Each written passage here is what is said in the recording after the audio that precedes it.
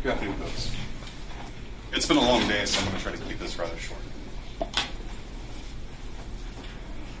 The recitation of these alleged facts by Ms. Wolf, you should treat as a promise to you, and I encourage you to take notes throughout the course of the trial. But under two main things I want you to write down.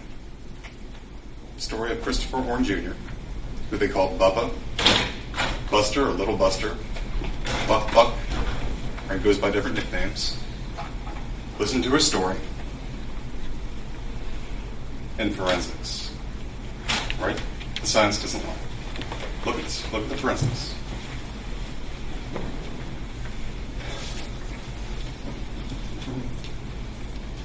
The state has chosen to charge Thomas Stein with felony murder.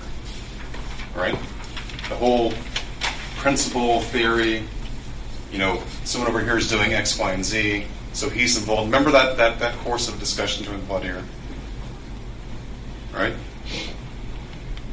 But not premeditated murder in the first degree. Right? The action of actually pulling the trigger himself. Weird. Isn't that strange? I'm not telling them how to try their case.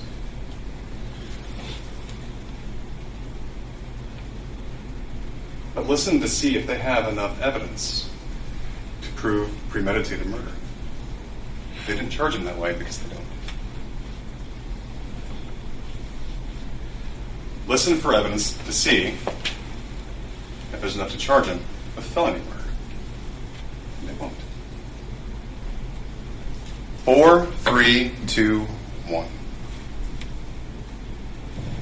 You're going to hear the state's own victims in this case, Nguyen Dejai, right? The two surviving victims, Nguyen Dejai and Val, Emma Wright,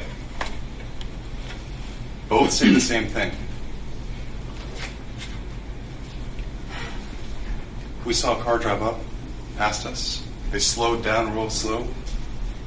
The guy in the back seat leaned into the front to talk to someone in the front. He was wearing red. We saw the white guy driving.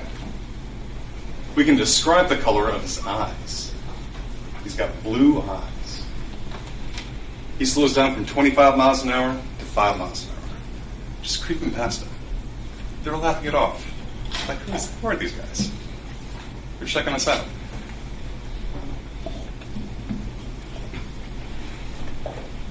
You'll hear that the car went down, made a U-turn, came back, and pulled up to the curtains.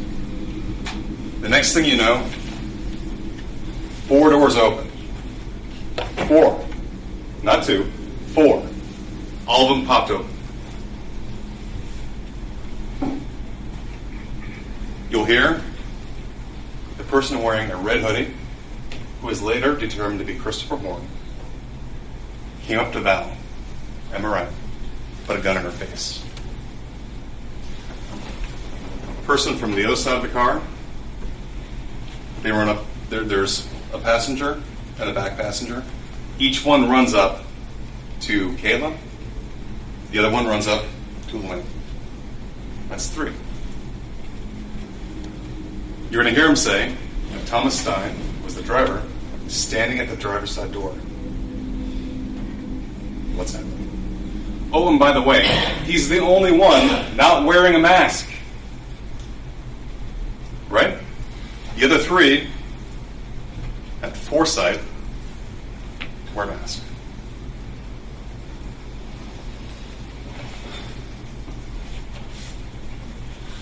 Struggle ensues with Kayla. You'll hear Val say, I saw Thomas Stein run past me to fight, to go to both of them, to try to intercede. A shot rings out. She doesn't see it, but she hears it. 1 shot. Look at the forensics. The evidence will show that there was an absence of stippling, an absence of burn marks. They didn't look for GSR. You'll hear that based upon that science, the shot came from at least 3 to 5 feet away.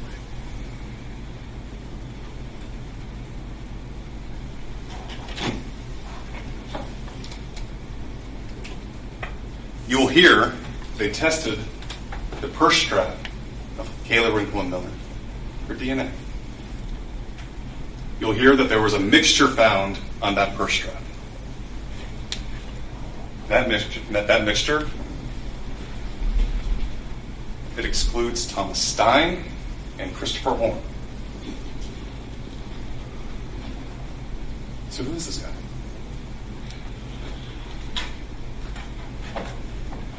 There's two universal truths in this story. So 4 doors open, 3 victims, 2 universal truths. The death of Kayla Rincon-Miller is a tragic event. And Christopher Horne Jr., a.k.a. Bubba, a.k.a. Buster, a.k.a. Buck, is a liar. It's a liar. There's only one person in trial in this case, and that's the Patsy, at the end of the day, Thomas Stein.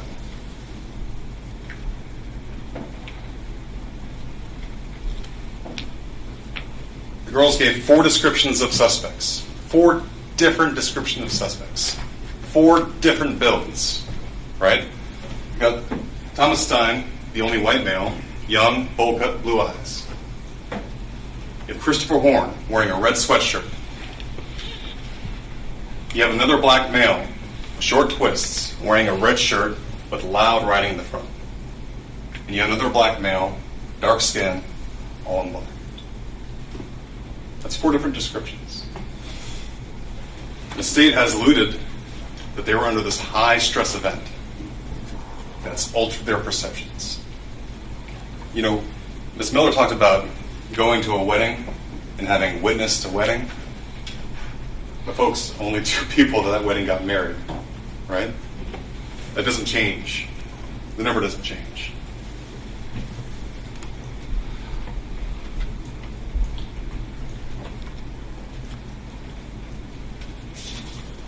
You'll hear from detectives. This investigation remains open to their suspects. Right?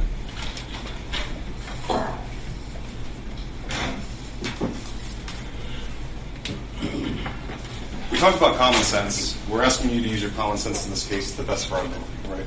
We can only go based upon what the evidence presented to us is showing. So who should you believe? The 2 eyewitnesses that were there? The 2 victims that are surviving this tragic incident, in this case, that are going to testify? Or Buck, Buster, Bubba, Christopher Horne Jr.? You'll hear that Christopher Horne Jr. has been offered a deal of a lifetime. You'll hear that he was looking at life in prison on this charge. Life in prison. But instead, what he'll get is a 25-year sentence with no minimum mandatory, which means he gets credit for time served, 2 years. He gets good time, he gets gain time, right? So we figure he'll spend about 19, 20 years in prison. You'll hear that in this case, his parents were arrested for witness tampering, for threatening Jessica Stein. You'll hear that those charges were dropped by the state attorney. By this state attorney.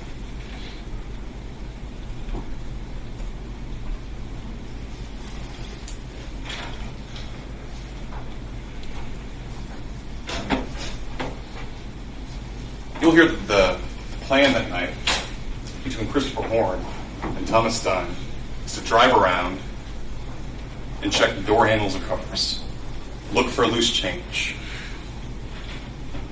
I think we can all agree that this is a league away from committing a violent armed robbery. Right? Trying door handles.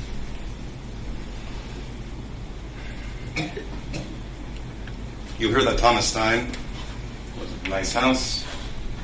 His mom provides for him, lets him smoke marijuana in her house or at her house, not inside, but gives them certain freedoms, right? At least she knows where he's at.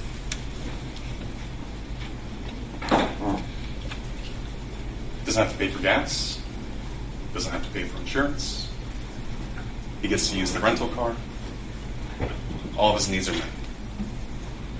You'll hear that Christopher Horne Jr., Buster, is a very different life, all right?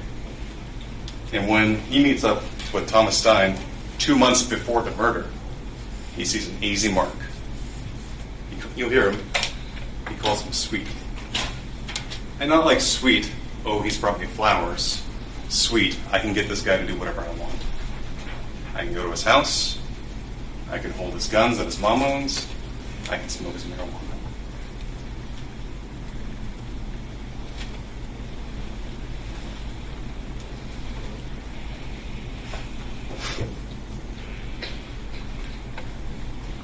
You hear that Christopher Horne, when making and striking this deal, gave a proffer to the state.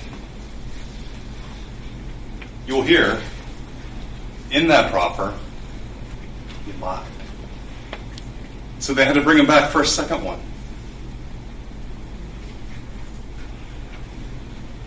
He gave a deposition. You're going to hear the untruths he told there. And you should ready yourself for what comes out of this magic truth-telling box. I'll say that in air quotes, because it's not. That comes out of his mouth. Does the state's star witness testimony match up with the forensics, with the testimony of the surviving victims, and with your common sense?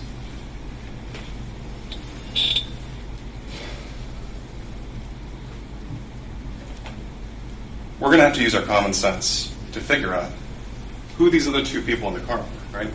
But we have to remember, the state doesn't have to prove that. That's just icing on the cake. That's just going to show that our common sense is greater than the untruths that can come from the stand. Who is Buster protecting?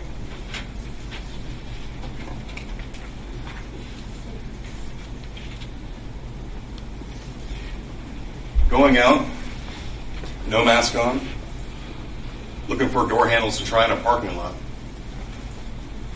All of a sudden, shifts when two people get in the car. Right? That Thomas is driving. There's a conversation, I don't know, maybe, between Christopher Horne and these two people that Mr. Stein is not a part of. You'll hear that Christopher Horne Jr. had a 1911 .45 caliber. You'll hear that even though the gun wasn't discharged allegedly, Christopher Horne Jr. gets rid of it. And then when I say gets rid of it, in a river somewhere. And Christopher Horne Jr. during his proffer says, here's where it's at. And you'll hear law enforcement dutifully went to that location, and they dredged, and they looked. Metal detectors, the whole bit. What'd they find? Goose egg. Nothing. Why would Horne get rid of a gun that allegedly wasn't used? And according to him, didn't even have bullets. If it wasn't the murder weapon. Why would Christopher Horne Jr. get rid of his cell phone? You'll hear that they have Thomas Stein's cell phone. They have his records. But they don't have Christopher Horne Jr.'s phone. They have carrier records, but they don't have records from WhatsApp. They don't have direct messages from social media.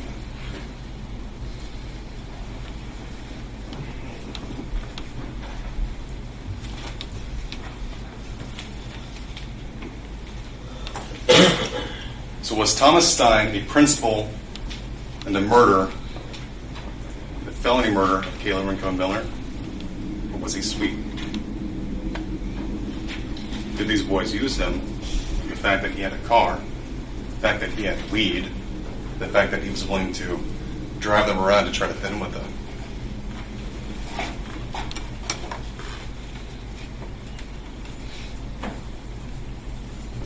Folks, at the end of this case, I'm going to ask you to render the verdict that justice demands. Nothing more. Thank you.